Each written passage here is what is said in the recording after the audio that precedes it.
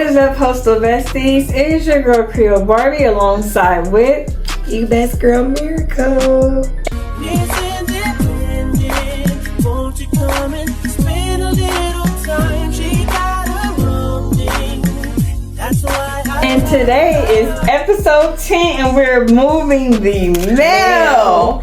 Alright, so Miracle, I'm gonna get right into it. Okay. One of the things I want to talk to you about is supervisors. A lot of people want to be supervisors these days. Right. So you could be a supervisor, but you have actually 1 year of being a supervisor that you're allowed to jump back and crack. After that, you are stamped. You stuck in with that the position. red badge. That's right. And some of y'all got red badges and don't know how to use them. So what do you feel like upcoming individuals need to know when they're looking into elevating into becoming supervisors? Mainly just being respectful to the employees, giving the same respect in return that they would expect from us. Don't be talking crazy to us. Show us respect. Always tell us when we're doing good, because I noticed something about that place. They never talk about when we're doing good. It's always bad stuff.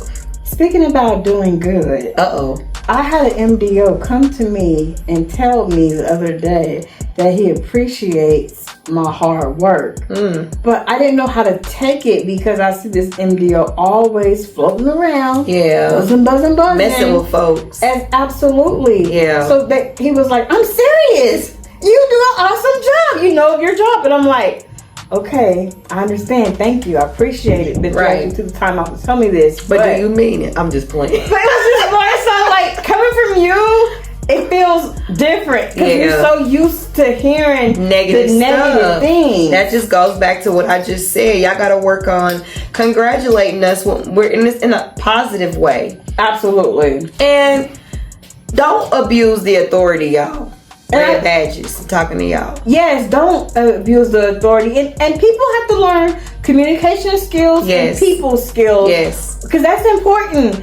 And actually, that'll actually show your future with the Postal Service as a supervisor. That's right. Because a lot of people need to understand the job itself. Yeah. That's why a lot of individuals, when they become supervisors, they get overwhelmed. Yeah. And they want to hop back and crack. Or take their frustration out on employees. You have to be careful of what you're accepting, what you're actually accepting.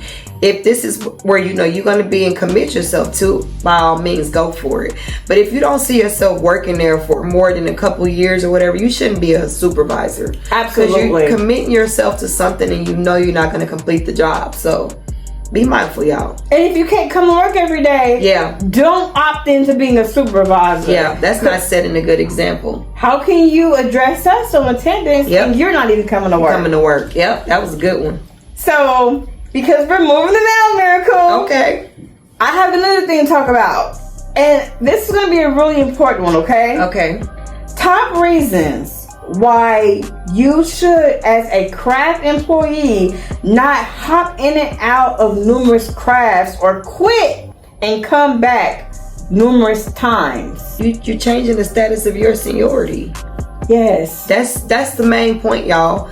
If you say, oh, I'm career now, but I don't like it, I quit, and then you come back, just remember all that hard work you put in there first is gone. You got to start over. And I hate when people come in and say, well, I've been with the post office for 9 years. So what? Your seniority is still what your seniority is. You've been on and off with the post office for 9 years. Not consistent. And you're hopping around, so how can you ever get anywhere to your financial goals, or how can you get anywhere within the post office period? That's right. If you can't even stay in one craft. Stable position, yeah. I mean, I understand that we sometimes don't like the current craft we're in, and it's okay to change, but to keep coming back and forth, like some of these people have way too many times they're coming back and forth. Yeah. It's just not good. So create stable habits. Absolutely. That's what I would say. Stable, long-term, healthy working habits. Yeah. That's highly important. What are some things new employees need to know about working holidays at USPS? Because peak season is on the rise. First things first, you hear me? It's mandatory. Ain't no ifs, ands, or buts. If you do not work the holiday, you don't get the holiday pay. That even goes for us. So don't exclude us out of that. Absolutely. I'm not just talking to PSCs, but it's a chance to actually gain a 6 day without working a 6 day. If you heard what I said. If you can survive peak season at the post office, you can survive anything within the post office, because that's the busiest time of the year. Yeah. And it also gains you the experience you need in learning what it is that you're needing to learn. That's right. So yeah, it can be overwhelming. Yes, it can be critical that you pay attention. Like, this is a time where a lot of people won't have to spend too much time on telling you what to do. Yeah. When they tell you something, follow simple directions. Because I had a situation where I was training individuals during peak season. And that's a tough time to be training. It was 2 people. Yeah. And they were like, huh? What'd you say? I'm gonna need y'all to come get Pookie. Yeah, I just told you what to do. So, I mean, I am not the trainee for this job.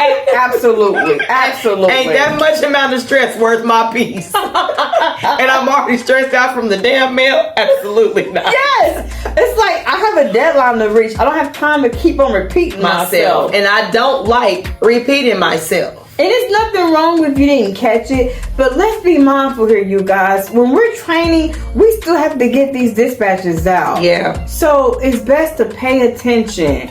And the best way you can do it is by following the instructions. That's right. And some of us are hands-on learners. Like for me, example, you can explain something to me in black and white.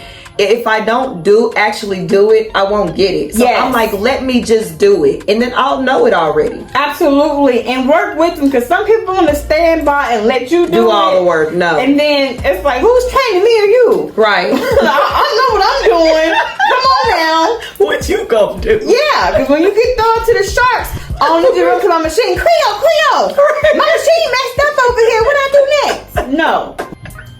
All right, so Miracle. Yes. You've been with the USPS for quite some time now. Quite some time.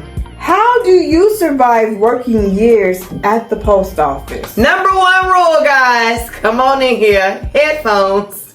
I'm not going to work without headphones. Number 2, bring everything you need to work. Don't come and ask me for my charger, because it's my charger. Don't come and ask me to borrow a cigarette, a black, whatever it may be, because it's not for you.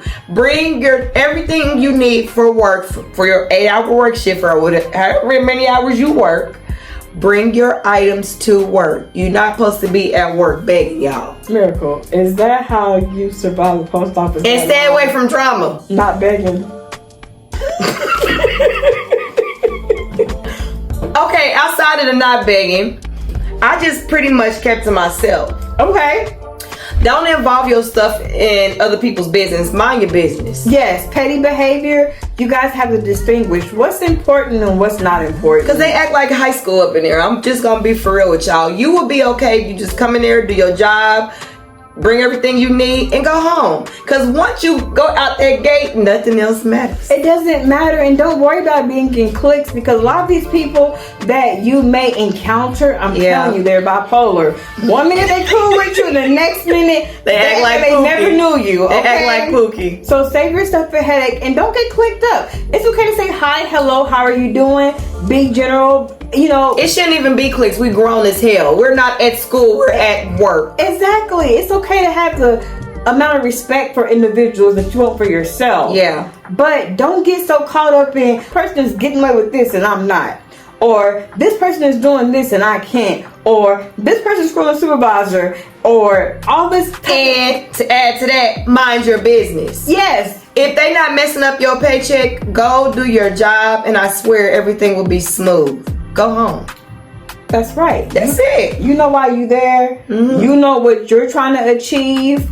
Don't get caught up in the mess. And this is how we survive years at the USPS, by staying in our own lane. Now, I'm not saying, let me say this to add that, I'm not saying that you're incapable of making friends, because we've made friends, you know, us working there. Absolutely. But be careful of who you befriend in the process, because everybody's not genuine. And it's a lot of jealousy up there too. So you don't want that problem either. And don't come in with your own personal issues or problems or business, because it will spread around like wildflower. Yeah, don't tell everybody in that place your business. Absolutely. But you guys, this will conclude episode 10 of Moving the Mail with Miracle.